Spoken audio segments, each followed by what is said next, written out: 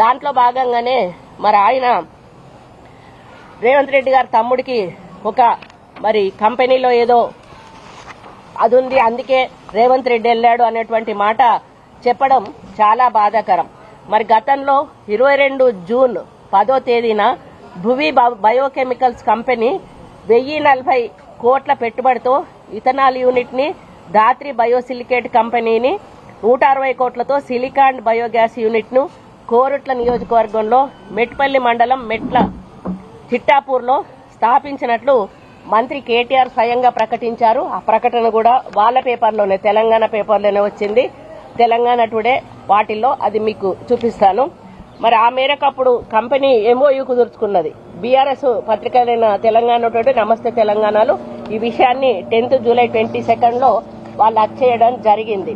దీంట్లో ఈ పరిశ్రమల స్థాపనలో 2000 మందికి పైగా ఉపాధి కల్పించనున్నట్లు నాటి పరిశ్రమల శాఖ మంత్రి కేటీఆర్ గారు మరి ఊదరగొట్టడం జరిగింది. కానీ విచిత్రమైన అంశం ఏంటంటే ఈ కంపెనీ రిజిస్టర్ అయిందేమో 14th జూలై 2022, కానీ మరి వీళ్ళేమో పెట్టుబడులు ఎంఓయూ పెట్టుకున్నదేమో 10th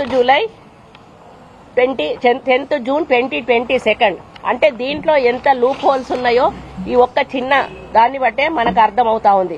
అంటే అప్పటికే రిజిస్ట్రేషన్ కానటువంటి కంపెనీ మీద శుభాకాంక్షలు చెప్పాలి. ఎందుకంటే ఇక్కడికి రాకముందే ఒక విద్యార్థుల మీటింగ్ లో అదే వేదికగా మా పరిశ్రమల శాఖ తరఫున కొరుట్ల నియోజకవర్గంలోని మెట్పల్లి మండలం మెట్ల చిట్టాపూర్లో ఏర్పాటు చేయబోతున్న ఆహార శుద్ధి పరిశ్రమ సోనేది ఈ విధంగా ఆయన స్టేట్మెంట్ ఇవ్వడం జరిగింది. అంటే కనీసం రిజిస్ట్రేషన్ లేనటువంటి కంపెనీ తోటి ఎంఓయూ చేసుకోవడం అనేది ప్రజలను ఏ విధంగా మోసం చేశారో మనం అర్థం చేసుకోవాలి. ఇంకొక కంపెనీ ధాత్రి బయోసిలికేట్, ఇది కూడా వీడియోలో ఉంది, అది కూడా ఓపెన్ చేస్తుంది. అదేంటంటే దానికి తాళం వేసి ఉన్నది, అది ఇప్పుడు నడవని కూడా నడవట్లే ఆ కంపెనీ, దానికి లాక్ వేసి పెట్టారు. అంటే అప్పటికప్పుడు ఫేక్ కంపెనీలు పెట్టి ప్రజల సొమ్మును కాజేసి బీఆర్ఎస్ పార్టీ వాళ్ళు పబ్బం గడుపుకోవడానికి, కోట్లు దండుకోవడానికి ఇటువంటి మరి లేనిపోని వాటిని సృష్టించి వాటిల్లో పెట్టుబడులు పెట్టినటువంటి విషయాన్ని, ప్రజా సొమ్మును దుర్వినియోగం చేసినటువంటి విషయాన్ని ఈ సందర్భంగా మీ దృష్టికి తీసుకొస్తా ఉన్నాను. వాణిజ్య ఒప్పందాల మేరకు నాటి బీఆర్ఎస్ పార్టీ చేసింది అనడానికి ఈ 2 మచ్చతునకలు చాలు. ఇవన్నీ మరిచి నిబంధనల మేరకు ఏర్పాటైనటువంటి స్వచ్ఛ బయో కంపెనీ అంటే 21 జూలై 2024 మా ప్రభుత్వం వచ్చినాక ఏర్పాటైనటువంటి